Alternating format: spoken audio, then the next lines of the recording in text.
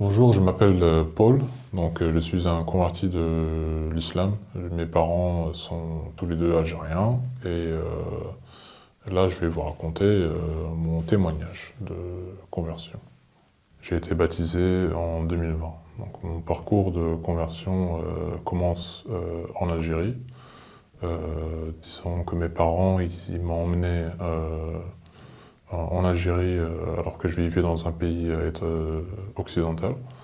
Euh, Il voulait que je sois élevé en tant que bon musulman. J'ai vécu en Algérie pendant à peu près 5 ans. Et pendant ces 5 années, je pratiquais beaucoup ma foi. J'étais un musulman pratiquant, je priais tous les jours, j'apprenais le Coran, mais le souci c'est que je ne comprenais pas ce que j'apprenais. Une fois arrivé à la fac, c'était devenu très dur pour moi, parce que je voulais vraiment comprendre ce qui se disait dans le Coran, ce qui avait écrit dans le Coran, ce qu'on devait croire, les traditions, les hadiths, voilà.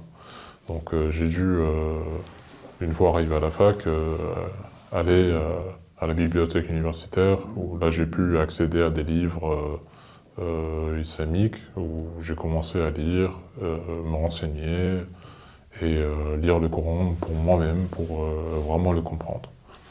Donc j'ai entamé cette démarche ma première année de fac et vers la fin de l'année, j'avais vu tellement de choses qui étaient en contradiction avec ce que je croyais qu'au bout d'un moment, je me suis dit, dans une démarche purement rationnelle, je ne pouvais plus continuer dans cette voie de l'islam. Pendant cette période-là, j'ai rencontré ma femme qui, elle, vivait en France. Elle est aussi ex-musulmane. On se questionnait tous les deux autour de la question de la religion. Elle avait beaucoup de questions par rapport au fait que Dieu puisse punir les gens en enfer, le fait que Dieu puisse interdire des choses qui en soi ne sont pas mauvaises. Donc on se posait beaucoup de questions là-dessus. Et parce qu'on planifiait d'avoir des enfants, de fonder une famille, ces questions étaient très importantes. Une fois que j'avais terminé mon année d'université, je suis venu en France pour la rejoindre. On a fini par avoir des enfants, fonder une famille. Voilà, on a emménagé ensemble. On a eu notre premier enfant. On a eu notre premier enfant qui s'appelle. Quand j'ai annoncé à mes parents ce nom ils n'avaient pas du tout accepté parce que c'était un nom qui n'était pas musulman, c'était un nom biblique. Moi, je ne m'attendais pas du tout à cette réaction. Ils avaient fait en sorte que toute la famille se remonte contre moi, se remontait contre moi. Je traversais vraiment une période très difficile. Pendant cette période-là, je n'avais plus rien. C'est comme si tout m'a été enlevé. Je n'avais qu'une seule chose à faire, c'était prier. Euh, Même si je ne me reconnaissais plus en tant que musulman, j'avais décidé quand même de tenter de parler à Dieu et de lui demander de venir au secours et m'aider dans cette période très difficile. C'est ce que j'avais fait. Et pendant cette prière, j'avais demandé à Dieu de me montrer un signe, de me montrer qu'il était là, qu'il m'écoutait, qu'il m'aimait.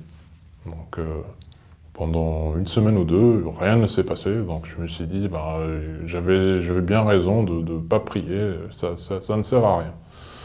La deuxième semaine, pareil, j'attends, il ne se passe rien. Et un jour après, j'ai un soir, j'étais dans notre appartement je regardais dehors en pensant à cette situation, comment j'allais trouver une solution à tout ça.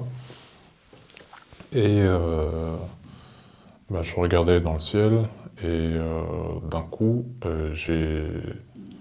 je vois comme si le ciel qui s'ouvre et, euh, et je vois Jésus qui apparaît à moi. Alors il faisait la taille de... En fait, il remplissait le ciel, il était énorme et il me regardait vraiment droit dans les yeux et je n'avais aucun doute que c'était lui. Donc je le regardais et je tombe à mes genoux immédiatement et je commence à pleurer toutes les larmes de mon corps. Et il dit une phrase, euh, sa voix vraiment résonnait dans toute la ville. J'étais réveillé, hein, je ne dormais pas, c'était pas un rêve, c'était vraiment quelque chose de très réel, à la limite physique. Je l'ai entendu dire pourquoi, pourquoi tu ne me suis pas? Quand il a dit ça, je n'avais pas de réponse. Il a fini par disparaître, comme s'il n'était même, il n'a jamais été là. Il disparaît et puis ma femme, elle vient me voir, elle me dit mais qu'est-ce que t'as? Je viens de te voir pleurer, est-ce que ça va? Je sais que t'es stressé en ce moment. Je lui dis écoute, je voulais pas lui dire que je venais de voir quelque chose pour pas qu'elle me prenne pour un fou. Donc j'ai, euh, je lui ai dit non, je suis juste stressé en ce moment avec le petit Joseph qui vient de naître, c'est très difficile. Donc je suis juste stressé, ne t'en fais pas, juste aller me reposer un peu. Donc ce soir-là, j'ai dormi et en me levant, je me suis dit, ben, j'espère que j'aurai plus ça, que je vais me sentir bien demain et voilà. Donc j'ai fait ma journée, je suis allé au travail, je suis rentré, il s'est rien passé, donc j'étais content. Mais le soir même, pareil, je me suis mis au niveau de la fenêtre et je regardais dehors et la même chose est survenue. Donc cette fois-ci, pareil, le ciel qui s'ouvre et Jésus qui apparaît. Et cette fois-ci, encore une fois, il me dit pourquoi tu ne me suis pas? Alors là, je n'avais rien à dire, pareil, je n'avais pas de réponse. Je me disais, mais j'ai Jésus qui apparaît à moi, alors que auparavant, je n'avais aucune envie de devenir chrétien. Je ne m'intéressais jamais au christianisme. Pour moi, le christianisme, c'était un peu ridicule. Je voyais des gens qui tapaient des mains dans les églises, voilà, qui chantaient, qui dansaient, et je trouvais pas du tout sérieux la foi chrétienne. Mais là, j'étais face à une contradiction, c'est que je voyais Jésus qui était bien réel, et je pouvais pas ne pas me dire que que ça n'avait pas de rapport avec la prière que j'avais faite. Donc, bah, je suis tombé à genoux comme la dernière fois, et je pleurais toutes les larmes de mon corps. Et cette fois-ci, ma femme, à la fin, me demande là, tu vas vraiment pas bien. Elle me dit, tu vas vraiment pas bien. Elle me demande, qu'est-ce que t'as? Je te voyais comme si tu parlais à quelqu'un. Et je décide à lui dire, écoute, j'ai l'impression d'avoir vu quelque chose, quelqu'un. Et elle me dit, qu'est-ce que c'est? Et je voulais pas admettre que c'était Jésus. Alors je lui dis que c'était un être merveilleux, mais sans plus. Elle m'a dit, écoute, si tu veux, on peut en parler, et décris-moi un peu à quoi il ressemblait. Et je lui dis, non, écoute, je pense que peut-être c'est juste une hallucination, j'en sais rien, c'est peut-être le stress. Donc, écoute, je vais dormir et je pense que ça va aller mieux, voilà, il n'y a pas de souci. Donc, ce soir-là, pareil, je dors et le lendemain, la même chose arrive pour une troisième fois, et cette fois-ci, il me demande, mais qu'est-ce qui t'empêche de me suivre? Qu'est-ce qui t'empêche de me suivre? Alors là, là, je pouvais plus faire semblant, je pouvais pas cacher ça de ma femme. Donc, je suis allé quand Jésus, voilà, a disparu, quand cette vision a disparu, ben, je suis allé voir ma femme et je lui ai dit, écoute, la personne que j'ai vue, c'était Jésus-Christ. Et elle m'a dit, mais comment ça décris-moi un peu. Et j'ai commencé à lui décrire. Alors, Jésus, il avait des cheveux voilà, mi-longs qui arrivaient jusqu'aux épaules, la barbe, tout comme dans les icônes ou les images qu'on voit dans les cathédrales. Et il y avait un détail que j'avais donné à ma femme, qui l'avait intrigué. C'était Jésus qui avait des yeux en flammes. Alors, c'est vraiment des yeux en flammes et un regard qui me transperçait. C'était un regard à la fois bienveillant et en même temps un regard sévère, donc qui sondait vraiment mon cœur. Donc, quand j'ai raconté ça à ma femme, elle a flashé sur ce détail des yeux en flammes. Elle me dit, arrête un peu, je reconnais ça. Parce qu'elle avait grandi dans une culture chrétienne, sa famille était une famille chrétienne, mais sa maman était convertie à l'islam. Donc elle connaissait un peu la Bible, les histoires bibliques, de par ses grands-parents. Ce qui se passe, c'est qu'elle va ouvrir la Bible et tourne les pages jusqu'à l'Apocalypse de Saint Jean, donc le dernier livre de la Bible. Elle l'ouvre et dans le premier chapitre, Saint Jean il décrit l'apparition qu'il a eue de Jésus. On entend Saint Jean dire qu'il avait vu Jésus-Christ avec des flammes dans ses yeux. Elle m'a dit, mais tu n'as pas pu l'inventer ça. Moi, je n'avais aucune connaissance de la Bible. Tout ce que je connaissais, c'était le Coran, l'islam, et pour moi, la Bible, ce n'était même pas la peine d'y toucher. Que c'était corrompu. Pour moi, les prêtres ont corrompu leur Bible, tout comme les Juifs ont corrompu leurs écritures, qu'il n'y avait aucune écriture qui était préservée sauf le Coran. Quand j'ai dit ça, elle me disait, mais tu n'as pas pu l'inventer, c'est forcément Jésus que tu as vu. On s'est questionnés tous les deux en se disant, mais qu'est-ce qu'on va faire maintenant Donc moi, têtu comme je suis, je voulais pas... je voulais toujours pas admettre, j'ai toujours laissé la place au doute, donc j'ai décidé de prier, encore une fois. Donc j'ai redemandé un signe à Dieu en disant, voilà, Seigneur, je suis pas fou, euh, montre-moi, envoie-moi un signe que tout ça est réel. Alors le matin, en partant au travail, ben, tout se passe normalement, mais en rentrant du travail, j'arrive à l'arrêt de bus. Alors l'arrêt de bus, c'est assez loin de toute église, de tout ce qui pourrait être voilà, de l'église catholique.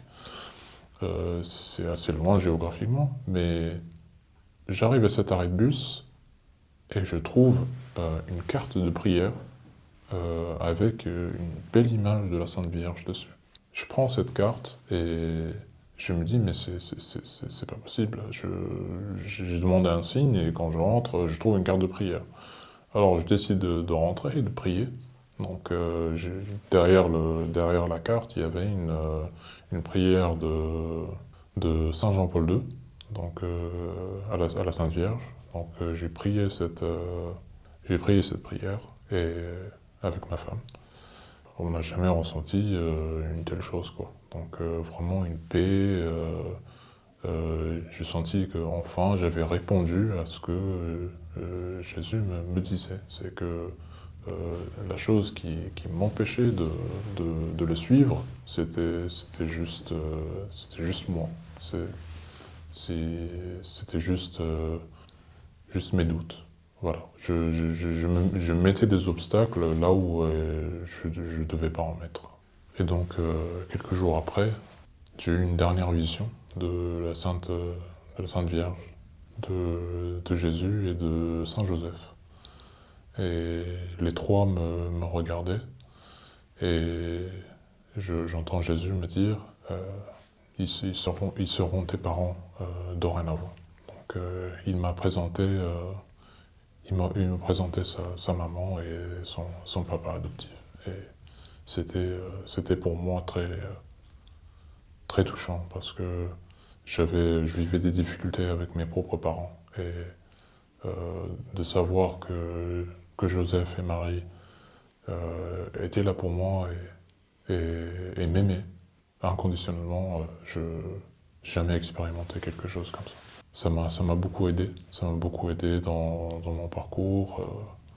Jusqu'à aujourd'hui, c'est mes deux saints patrons, c'est la Sainte Vierge et Saint Joseph. Par la suite, on est allé, on se questionnait sur vers quelle église se tourner. On est allé voir une église catholique, donc là on a toqué à la porte du presbytère, on a demandé voilà, à la secrétaire qu'est-ce qu'on doit faire. Elle nous a dit rapidement, je vous mets en contact avec le curé, il pourra vous guider. Donc elle m'a expliqué ce que c'est que le baptême et cet accueil était vraiment très important. Parce que j'avais beaucoup d'appréhension vers l'Église, de par ce que j'avais pu apprendre quand j'étais musulman sur les chrétiens. Pour moi, c'était l'église des croisades, l'église qui déteste les musulmans, alors que je me suis rendu compte que non, que vraiment les gens étaient très accueillants, et au contraire. Donc le prêtre, il m'a rencontré, c'était vraiment quelqu'un de très gentil, de très pastoral. Donc il était très patient avec nous. Donc on a suivi 3 ans de catéchisme et en 2020, on a été baptisés ensemble, donc moi et ma femme. Et maintenant, grâce à Dieu, tous mes enfants sont baptisés. Et chaque année, à la Pentecôte, je fais le pèlerinage de Pentecôte pour fêter mon baptême. Voilà.